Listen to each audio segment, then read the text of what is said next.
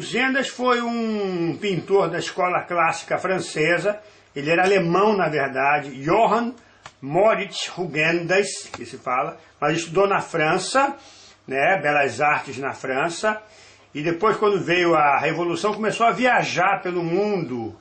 Ele viajou no Chile, viajou no Uruguai, viajou pelo Peru, México, então vários países da América têm quadros deles, e o Brasil também, que o que assustou no Brasil era a quantidade de escravos de negros, né?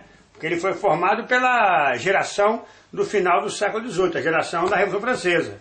Então ele era um anti-escravista. Então as imagens de Rugendas, elas denunciam a escravidão, que é um pouco diferente de Debré, que era mais naturalista, né? São imagens que demonstram a crueza, a violência que é a escravidão. Essa imagem aí mostra uma cena típica de uma cidade colonial brasileira do século XIX, às 6 horas da manhã, quando vai buscar água. Os viajantes diziam que de manhã cedo não se via branco nas ruas, só se via preto nas ruas, porque os portugueses, os brancos brasileiros, só acordavam 9h30, 10 horas para poder trabalhar. E os pretos tinham que vir buscar água. Então essa imagem tem vários detalhes interessantes. Primeiro detalhe, a briga, a luta. Quer dizer, os escravos africanos disputavam espaço na água, que era valiosa, que era até vendida nas ruas. Entendeu? Então as maltas de capoeira se formaram em torno dos chafarizes. Esse chafariz aí é o da Rua das Marrecas. Entendeu? No Rio de Janeiro. É, no Rio de Janeiro. Isso é Rio de Janeiro, 1821.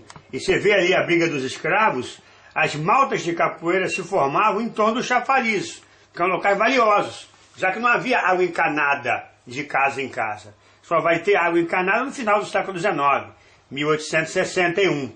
Então o detalhe do conflito ali denuncia um fator importante na formação das disputas territoriais entre escravos, né? E a capoeira era um fator fundamental em relação a isso. Atrás do guarda real de polícia que está usando um chicote, você vai ver um negro com uma espécie de gargaleia no pescoço, com uma ponta. Esse foi um que achava fugitivo recapturado. Então isso aqui indica que ele é um fujão. Que ele é um fujão, entendeu? Isso é uma marca. Ele pode ficar até anos carregando isso, indicativo de que ele tem tendência a fugir.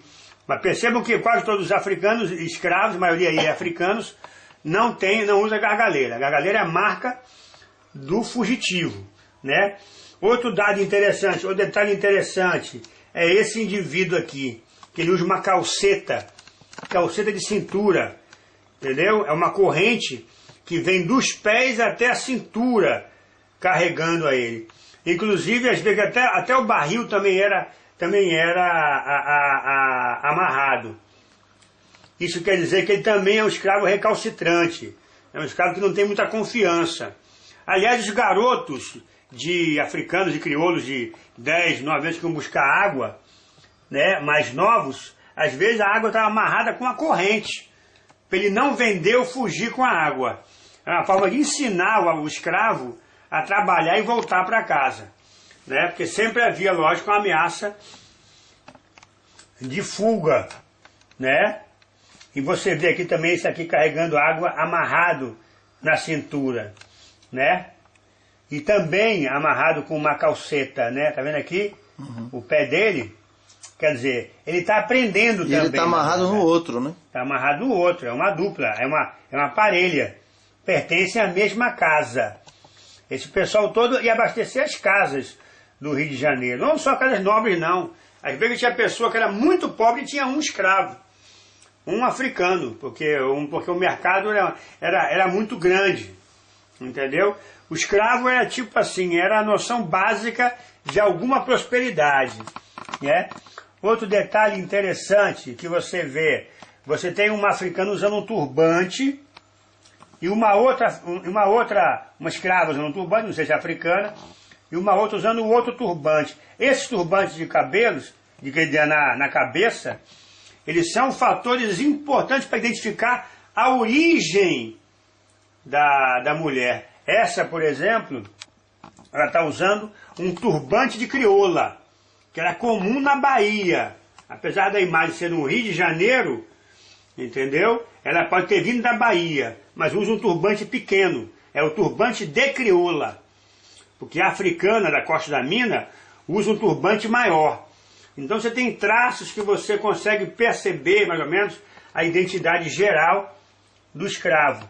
Outro dado interessante que você vê aqui nessa imagem, o uso da faca. Todo mundo usava faca. Isso vai aparecer muito na imagem de capoeira do Rugendas também. A faca era arma de defesa. Então o escravo tinha que se defender na rua. Era por isso que para os senhores era até lucrativo ter um escravo capoeira. Que era um escravo que se defendia e que podia também até fazer serviços de capanga. Entendeu? Então o Rugendas ele tem muitos detalhes interessantes em relação à condição escrava, né? E essa era a imagem, primeira imagem da cidade do Rio quando amanhecia. Os pretos dominando a cidade até o meio-dia e levando a água. Você vê essa imagem em Recife, você vê essa imagem no Maranhão. As grandes cidades africanas são Rio de Janeiro, Salvador, a cidade da Bahia, Recife e Maranhão. No interior do Brasil tinha lugares que você nem via escravo, só via indígena, né? Como Mato Grosso, é difícil. A escravidão era mais litorânea, né? A maior parte dos africanos estava no litoral. Era importante, o Brasil era a capital do Império Português. Portugal estava sob dominação inglesa, porque Napoleão invadiu Portugal em 1907, o Dom João em 1908, Dom João fugiu com a família real, Portugal foi ocupada pelos franceses, os ingleses desembarcaram, os ingleses expulsaram os franceses em 1812, mas o Dom João não quis voltar. Ele adorou o Brasil. Então o Brasil não era só colônia, o Brasil era a capital do Império Português. Então 21 foi um ano de extrema politização, inclusive dos escravos, na época. As ideias liberais, as ideias de revolução, as ideias anti-escravistas, tudo isso ocorreu. Foi um ano muito intenso, um ano muito carregado de ameaças, de dissensões entre os brancos, né, entre portugueses e brasileiros brancos.